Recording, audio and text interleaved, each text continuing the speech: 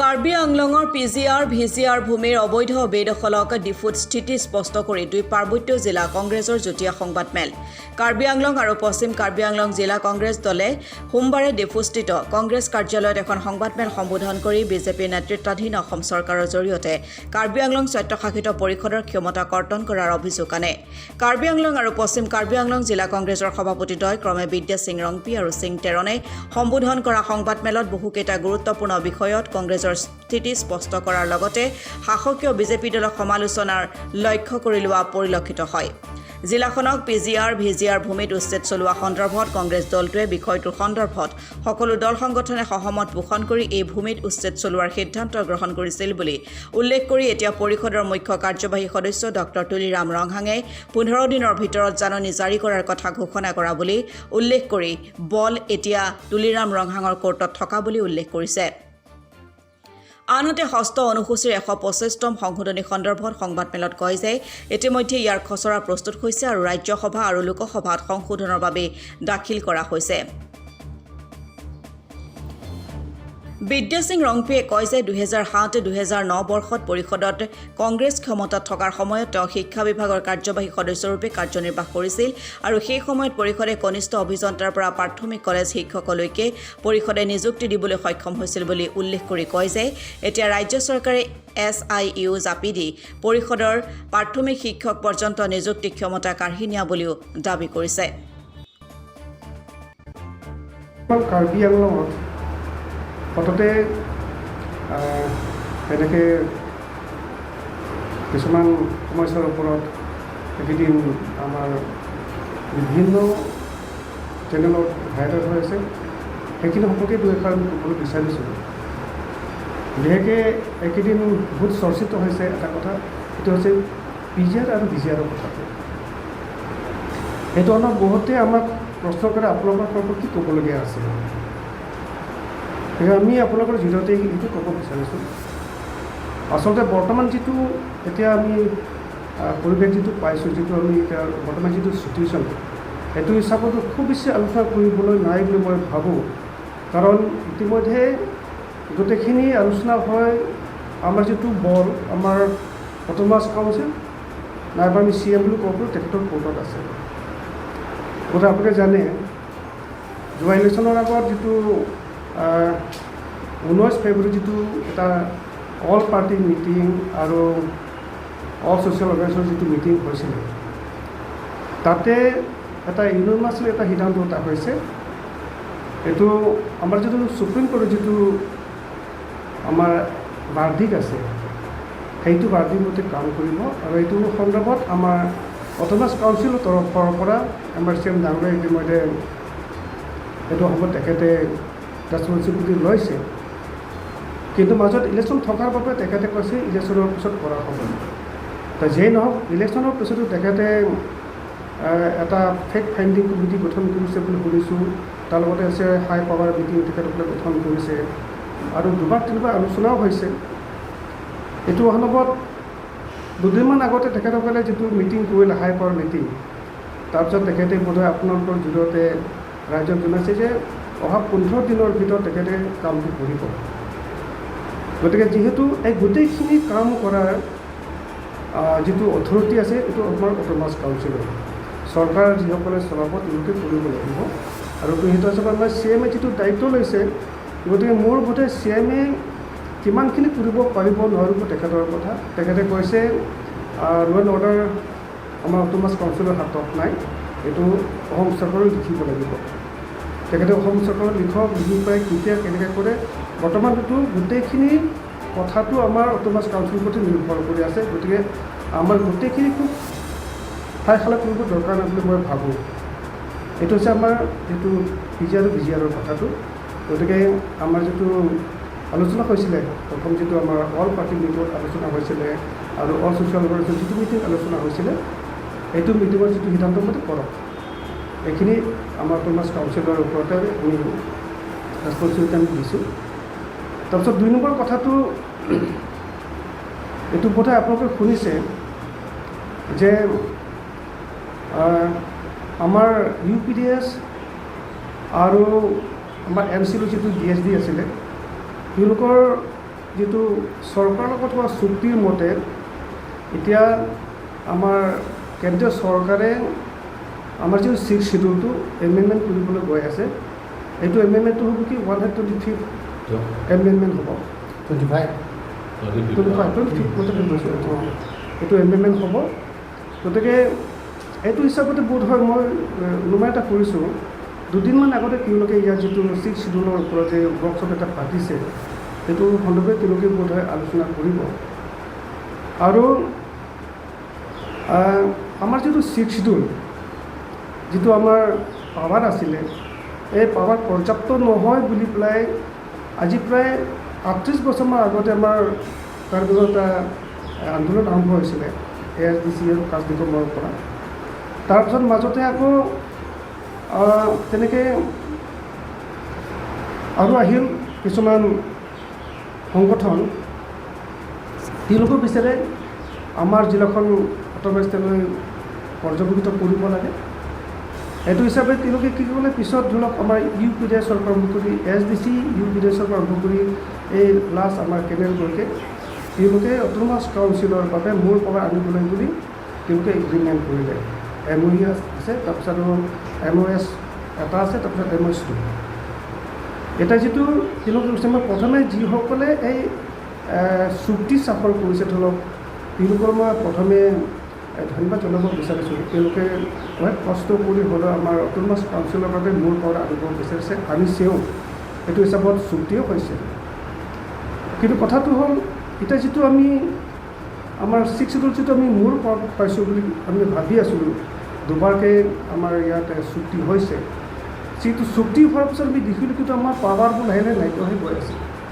লাহে লাহে নাইকিয়া হৈ গৈ আছে। এটা কথা মই উদাহৰণ হিচাপে দিব বিচাৰিছোঁ,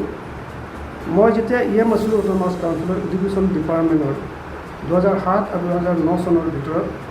তেতিয়া গ্ৰেড 3 কথাটো বাদেই দিয়ক, আমি জুনিয়ৰ ইঞ্জিনিয়াৰ লগতে এডুকেশ্যন ডিপাৰ্টমেণ্টৰ কিন্তু আমাৰ ডিফু গভৰ্ণমেণ্ট কলেজৰ লেকচাৰলৈকে মই দিব পাৰিছোঁ। মই 8জনী মানে মই ৰেকমেণ্ডেশ্যন এতিয়াও তেওঁলোকে কাম কৰি আছে। কিন্তু ইয়াৰ পিছত দেখিলোঁ কি, মাজতে তেওঁলোকে অসম চৰকাৰে SIUতে উলিয়াই দিলে,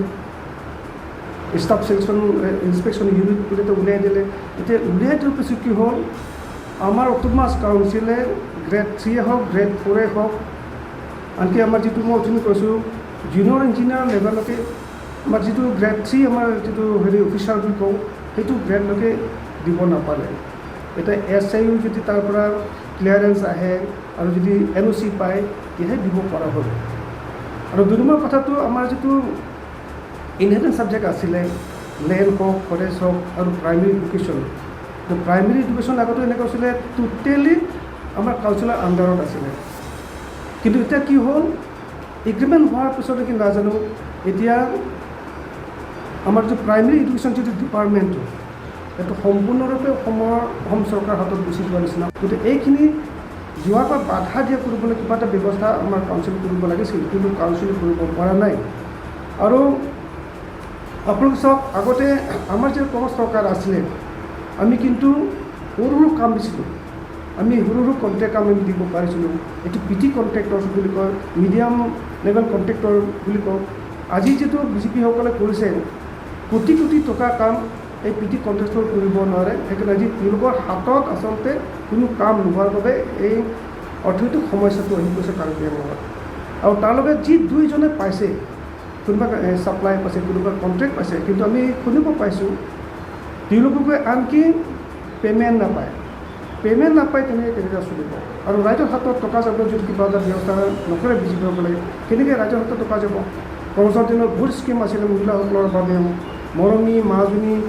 কিবা বোৱাৰী আদি কিবা বহুত স্কিম আছিলে,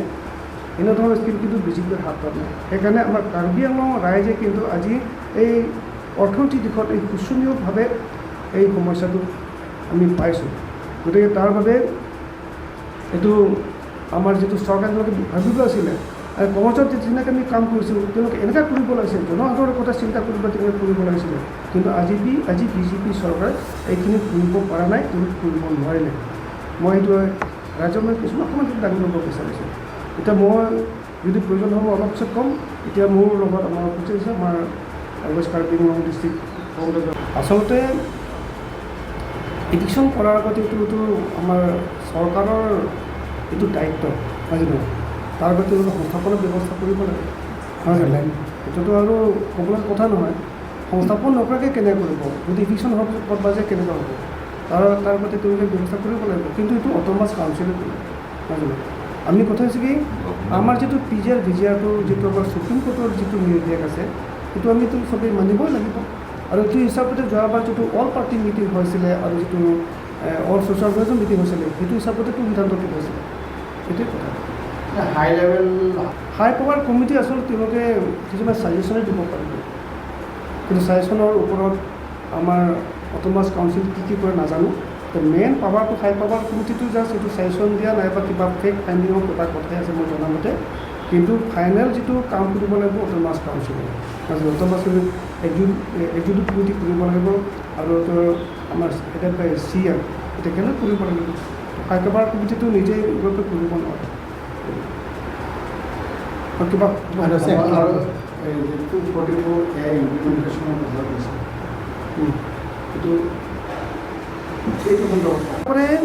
চেলাৰী পে'মেণ্ট দিয়ে, অনলাইনকৈ পে'মেণ্ট দিয়ে। তো মইতো ক'ব বিচাৰিছোঁ আচলতে অনলাইন পে'মেণ্ট অসম চৰকাৰৰ পৰা নহয় কি অট'নমাছ কাউন্সিলৰ পৰা দিব নোৱাৰে নেকি? তাৰ প্ৰচিডিউৰটো অনলাইনে হওক, কিন্তু বস্তুটো অট'নমাছ কাউন্সিলক এইটো পে'মেণ্ট অথৰিটি দিব লাগিছিল কিন্তু নিদিলে। তাৰমানে এনেধৰণে এটাকৈ কিন্তু এই গোটেইখিনি আমাৰ পাৱাৰটো কিন্তু অসম চৰকাৰে এটাকৈ তেওঁলোকে লৈ আছে। এতিয়া আমি সেইকাৰণে আমি অকণমান তাতে এটা ইভেঞ্চন এটা হৈছে, আমি এটা সন্দেহ কৰিছোঁ। ধৰক এতিয়া 125th এমেণ্ডমেণ্ট হ'ব হয়, এমেণ্ডমেণ্ট হ'ব, বাকীখিনি মই ক'বলৈ যোৱা নাই। না নমেনক্লেচাৰ যিটো হ'ব তাত আমি আপত্তি কৰিবলৈ নাই, বা ইয়াত এণ্টি ডিফেকশ্যন লাগু হ'ব তাত মই ক'বলৈ নাই। আৰু ইয়াত এটা আছে যিটো চিটৰ কথাটো UPDA চৰমতি যিটো 50 চিট বুলি কৈছিলে সেইটো হিচাপে আমাৰ ক'বলৈ নাই, প্ৰায়খিনি ক'বলৈ নাই। মাত্ৰ দুটা পইণ্টত আচলতে আমি সেইটো অকণমান সন্দেহ এটা কৰিছোঁ। ইয়াত আমাৰ যিটো সিদ্ধান্তৰ মৰ্মে আমাৰ কেন্দ্ৰীয় চৰকাৰে সেইটো হিচাপে বিলটো বনাইছে। আমাৰ ইয়াত এনেকুৱা হ'ব, প্লেন ডিষ্ট্ৰিক্টত যিটো পৰ্যায়ত 3টা স্তৰ থাকে, তো আমাৰ কাৰ্বিঙত 2টা স্তৰ হ'ব। এইটো হৈছে কি অট'নমাছ কাউন্সিল আৰু ভিলেজ কাউন্সিল। তাৰ লগতে ডিষ্ট্ৰিক্ট কিবা আমাৰ টাউন কমিটিটো আগৰ পৰা আছেই। এতিয়া 280 বেচিছত 280 যিটো আৰ্টিকল আছে সেইটো বেচিছত অট'নমাছ কাউন্সিল আৰু লগতে আমাৰ ভিলেজ কাউন্সিল টাউন কমিটিসকলক চেণ্ট্ৰেলৰ পৰা টকা উপৰঞ্চি হিচাপে দিব পাৰিব বুলি কৈছে। কিন্তু সেই উপৰঞ্চি টকা যেতিয়া ভিলেজ কাউন্সিলক দিব নাইবা যেতিয়া টাউন কমিটিক দিব, কিন্তু তাৰ পৰা যদি ডাইৰেক্টলি যদি কিবা ভিলেজ কাউন্সিলক দিয়ে নাইবা টাউন কমিটিক দিয়ে, তেতিয়াহ'লে সেই ভিলেজ কাউন্সিল আৰু টাউন কমিটিৰ ওপৰত আমাৰ অট'নমাছ কাউন্সিল কণ্ট্ৰল কেনেকৈ থাকিব, এইটো হৈছে আমাৰ ডাউট। সেইকাৰণে আমাৰ ডিমাণ্ডটো হৈছে কি টকা পঠিয়াওক তাৰ পৰা আৰ্টিকল 280 বেচিছত, কিন্তু কেনেকুৱা হ'ব লাগিব, এই সমুদায় টকা অট'নমাছ কাউন্সিলৰ হাতত যাব লাগিব। অট'নমাছ কাউন্সিলেহে এইটো কিন্তু ভিলেজ কাউন্সিলক আৰু টাউন কমিটিলৈ তেওঁলোকে ডিষ্ট্ৰিবিউট কৰিব। এইটো ছিষ্টেম আমি হ'ব লাগে বুলি আমি ডিমাণ্ড কৰিছোঁ। আমাৰ ফালৰ পৰা আমি এটা ৰিপ্ৰেজেণ্টেশ্যন আমি দিছোঁ। তাৰ লগতে এটা আছে কি আমাৰ আগত আছে টাউন কমিটি নিৰ্বাচন আৰু যিটো আমাৰ ইলেক্টৰেল ৰুল আচলতে আমাৰ অট'নমাছ কাউন্সিলে প্ৰিপেয়াৰ কৰে আৰু ইলেকশ্যনটো আমাৰ কাউন্সিলে কণ্ডাক্ট কৰে। এতিয়া ভিলেজ কাউন্সিল এতিয়া আহিব, কিন্তু এইটো যিটো ড্ৰাফ্ট প্ৰিভিজনত আছে এইটো হিচাপত যদি হয়, ইয়াৰ যিটো ইলেক্টৰেল ৰুল প্ৰিপেয়াৰেশ্যন তাৰ লগতে আছে আমাৰ ভিলেজ বা যিটো ইলেকশ্যন কণ্ডাক্ট, এই গোটেইখিনি কামখিনিও ষ্টেট ইলেকশ্যন কমিশ্যনে কৰিব। সেইটো যদি হয় তেতিয়াহ'লে এইটো অট'নমাছ কাউন্সিলৰ ইয়াত পাৱাৰ নাইকিয়া হৈ যাব। যেনেকৈ আগতে চলি আছিলে অট'নমাছ কাউন্সিলৰ যিটো ইলেক্টৰেল ৰুলো আচলতে অট'নমাছ কাউন্সিল বনাব পাৰিব লাগিছিল। এতিয়া আৰু যিটো আমাৰ ভিলেজ কাউন্সিল আছে আৰু টাউন কমিটি যেনেকৈ আগৰ পৰা অট'নমাছ কাউন্সিল প্ৰিপেয়াৰ কৰে, অট'নমাছ কাউন্সিলে ইলেকশ্যন কণ্ডাক্ট কৰে, এইটো হিচাপত এই গোটেইখিনি কাম ইলেক্টৰেল প্ৰিপেয়াৰেশ্যন